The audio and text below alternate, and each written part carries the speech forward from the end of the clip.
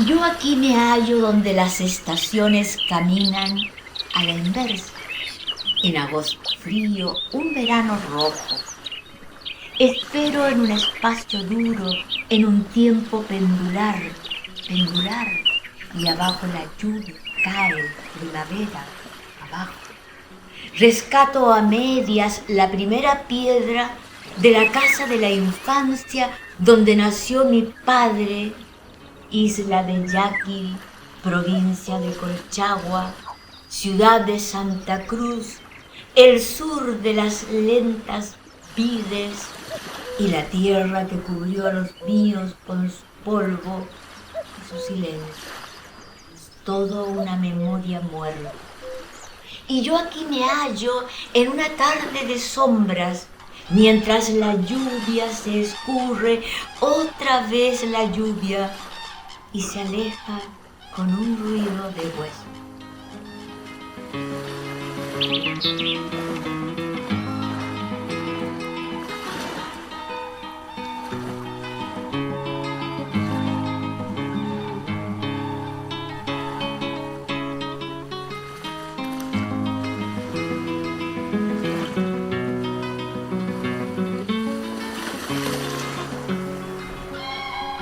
Valparaíso, hasta final del periodo colonial, es una aldea en la cual prácticamente no pasa nada. Es completamente secundaria para el Imperio Español, pero desde mediados de los años 20, durante los años 30, Valparaíso empieza a ser una ciudad muy importante para el comercio global.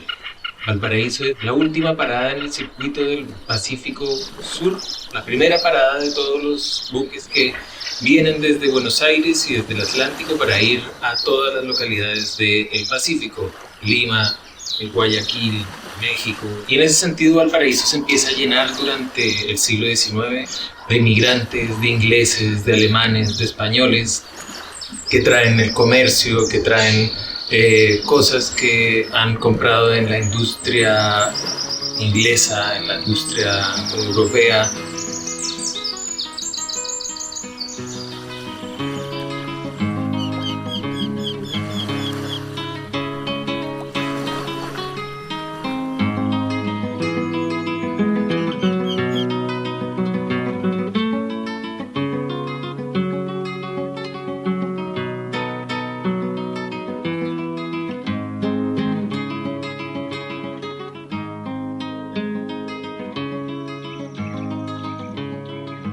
A partir de los años 1920-1930, es un Valparaíso con muchos trabajadores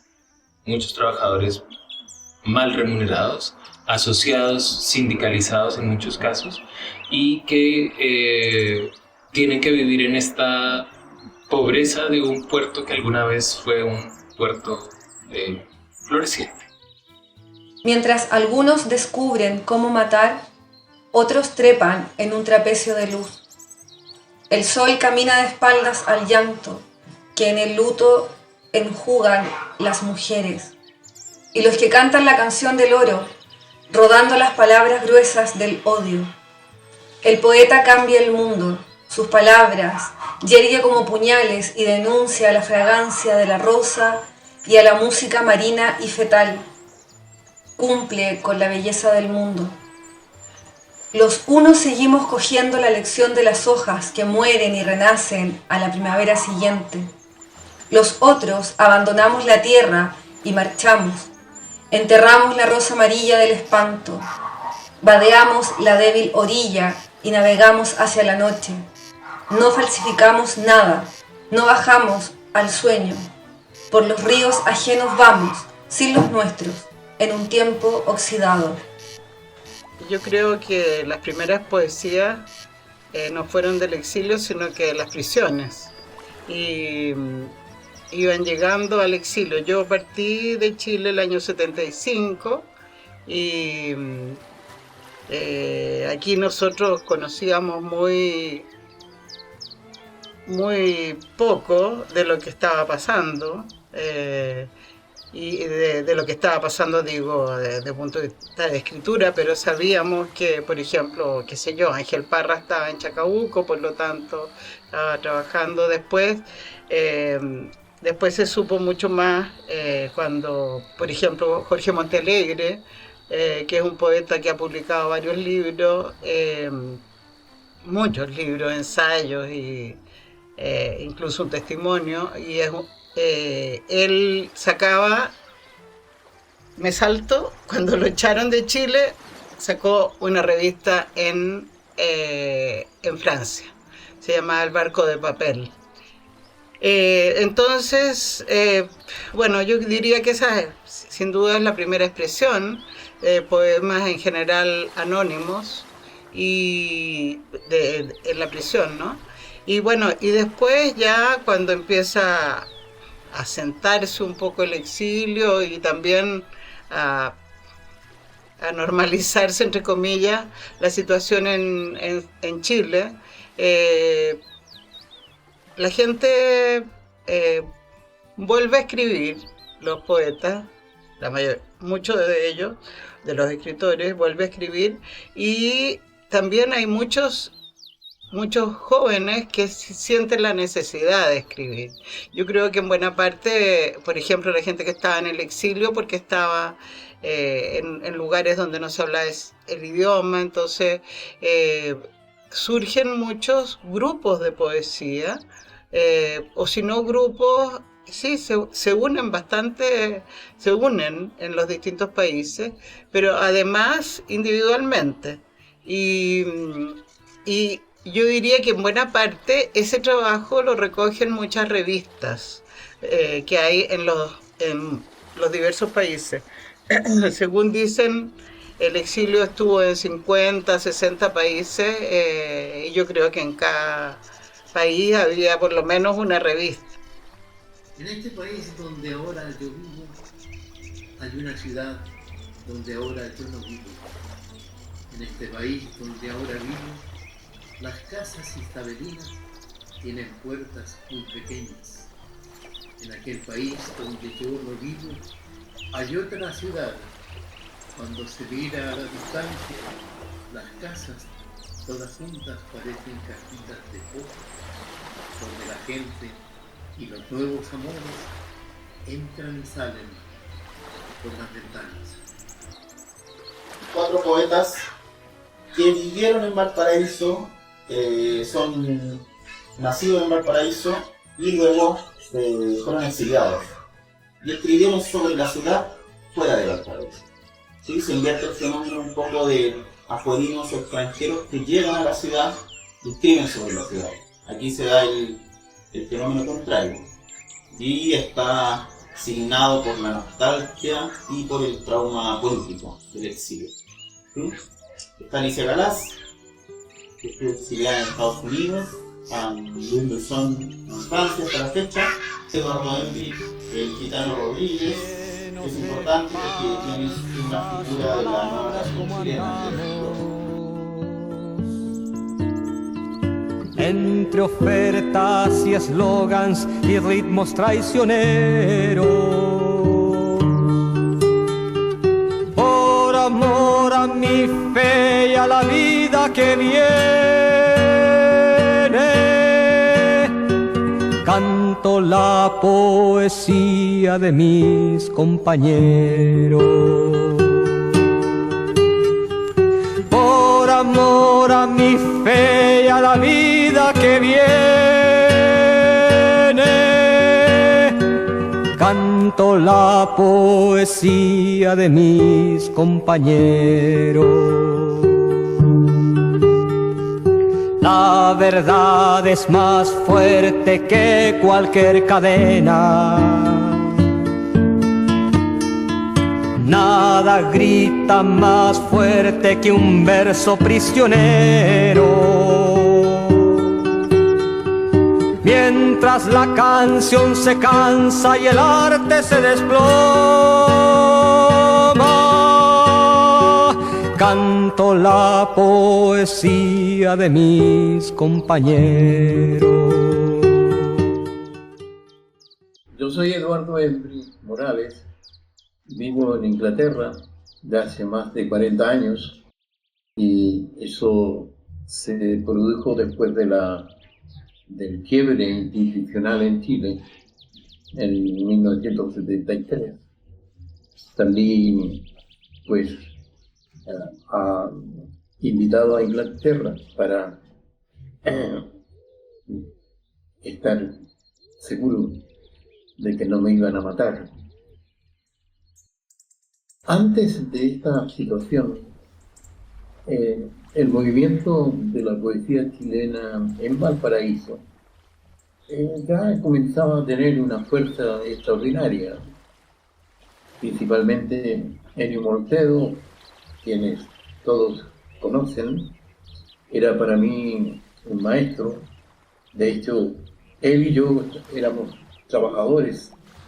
Él trabajaba en la Berlina y yo en la Chilena de Tabacos.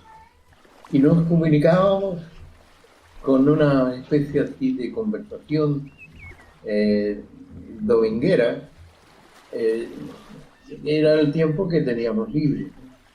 Entonces, sábado o domingo nos visitábamos.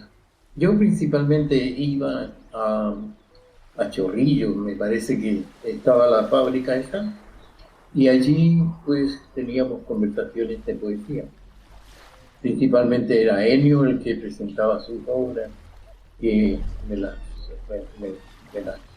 me regalaba esa gestión como un maestro, ¿no? Yo con silencio me iba a... Otra persona también importante en este tiempo era Jorge Osorio Tejeda, hermano de Nelson, que fue un gran diseñador y un grabador, pintor y amiguísimo mío. Éramos inseparables. Con él hice casi toda esa poesía de plaquetas y también algunos libritos muy importantes para mi formación.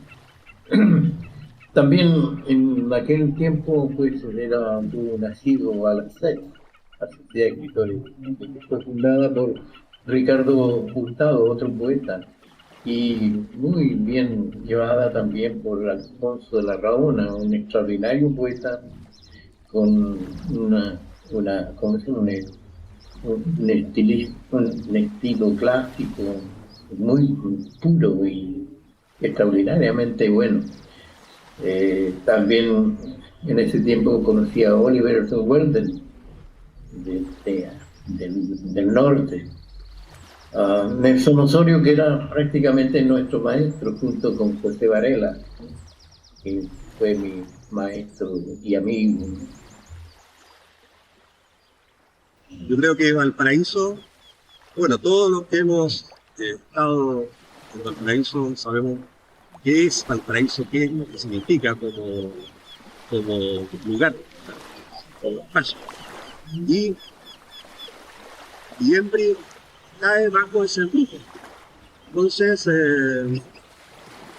los poemas que están contenidos acá, por ejemplo, acá hay uno ya sobre Valparaíso, en esta temprana época, ya está Valparaíso presente, pero es el Valparaíso que él está viviendo in situ, en el lugar. Después, cuando ya está en el exilio, Valparaíso se transforma entonces en una especie de espejismo, como que él lo ve Valparaíso a la distancia, lo añora, comienza entonces una discursividad que es altamente poética, metafórica, que ustedes pueden agregarle el resto de los adjetivos. Mi madre no sabía de libros ni de escrituras.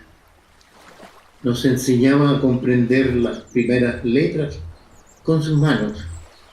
La A, nos decía, tiene la forma de un puño cerrado. La E representa con 3 dedos enroscados. Hijos, miren mi mano, así. La I, que nunca la olvidarán. La I tiene un sonido alegre. Levantaba el dedo índice debajo del ojo. Mi madre se alegraba muchísimo cuando la pronunciaba. Le atribuía fiestas de casamientos, bautizos, bailoteos, y la I era toda una fiesta. Mi padre y mi madre se conocieron cuando juntos vieron por primera vez la letra I, la única letra que nunca se quita el sombrero. Miren mi mano. La letra O y la U se forman uniendo el dedo índice y el pulgar. Estas letras eran un poco más oscuras, que al pronunciarlas en Valparaíso suenan como el viento dentro de la cueva del Chivato.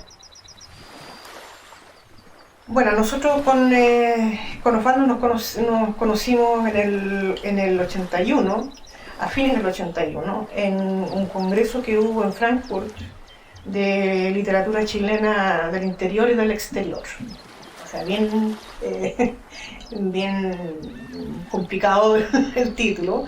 Y de hecho el único escritor del interior que estaba en ese momento, o poeta, era Mehmet, que en ese tiempo era absolutamente emergente y muy lolo, muy... Y no estaba previsto ni que Osvaldo fuera, ni yo quería participar, porque era un tiempo muy álgido en la universidad, de inscripciones de estudiantes, etcétera, etcétera. Entonces, como yo siempre había traducido en actos culturales que tenían que ver con Chile, la persona que estaba organizando Frankfurt me dijo: tienes que venir porque necesito gente que traduzca y que sepa lo que está traduciendo y no cualquier cosa. Y Osvaldo tenía un viaje pendiente de Praga a París cuando se enteró de todo esto, entonces dijo: bueno, tengo que pasar por ahí porque no la puedo perder. Y ese fue como la circunstancia en que estábamos ahí.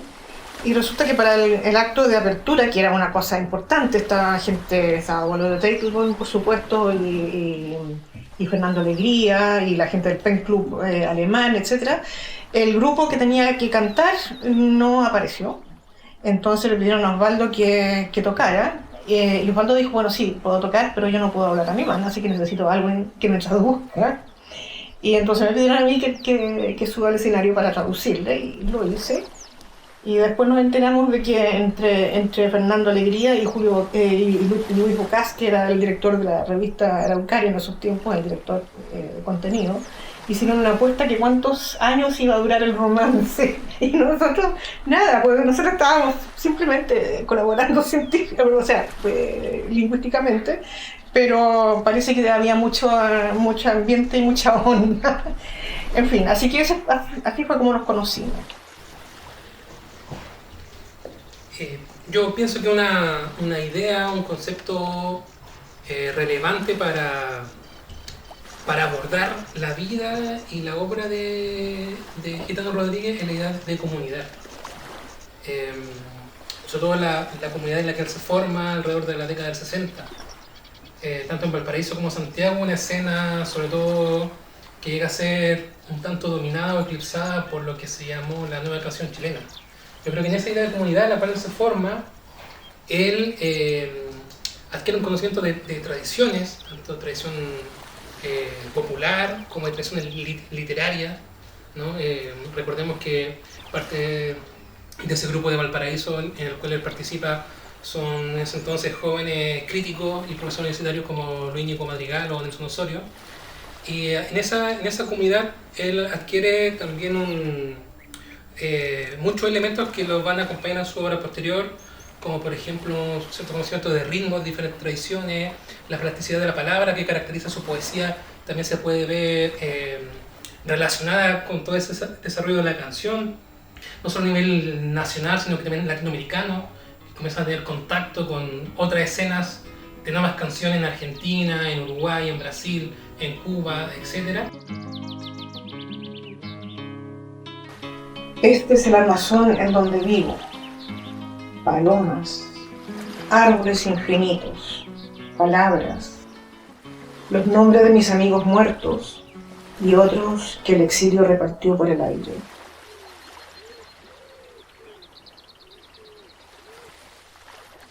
Uno no escoge el tema de la poesía. Creo que le pasa a uno como a los pintores, como a los artistas en general. No puede uno andar escogiendo la poesía. La poesía lo escoge a uno. Y a mí me escogió antes de partir de Chile. Y lo curioso del asunto es que cuando vino el exilio de Pinochet, cuando me fui de Chile, por esas razones, fue como si hubiera continuado en el fondo un exilio comenzado en mi infancia. El tema ya estaba puesto, ya me había escogido, ya me había dicho, Luis o Lucho, cuando el exilio es un amigo tuyo, te dice Lucho, tu tema va a ser el exilio. Poète en exil. Les poètes devraient être des infirmiers, des médecins d'urgence, prêts à risquer l'impossible pour garder les mots en vie.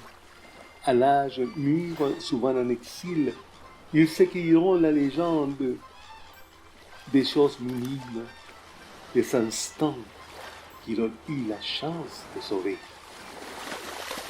Son, que fue un poeta, es un poeta súper exitoso en Francia, que ha publicado un montón de libros.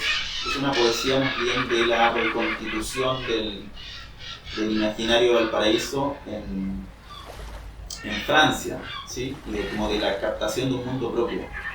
Sobre todo, claro, ahí está el fenómeno de que Louis Brisson comienza siendo traducido al principio, ¿sí? Por Roger Telois y Buffon, y luego ya él escribe directamente en francés. Hay una parte entonces, una poesía francesa. Se da otro problema interesante, que es la escritura sobre Valparaíso en otra lengua, ¿sí? En francés. Y que ahí se produce un cruce con las tradiciones de la poesía francesa. ¿Sí? Hay una influencia del surrealismo, de la vanguardia francesa y de poetas importantes franceses en Louis Brisson. Savant mystique, danseur levant les bras, marrant sur les ponts de leur navire regardant le soleil, ombre torsadée dans le silence de l'été, écoutant l'allegro sostenuto des cigales. Oncle jouant aux cartes dans la poussière ardente. Des oliviers de Nikiti m'ont appris à écrire mes poèmes avec mes larmes. Sur les pierres brûlantes du chemin, des mots qui ne durent qu'un instant. Mes poèmes s'évaporent toujours avant d'être terminés. Alicia Galás se exilió en Tennessee, Estados Unidos, después del golpe militar de 1973.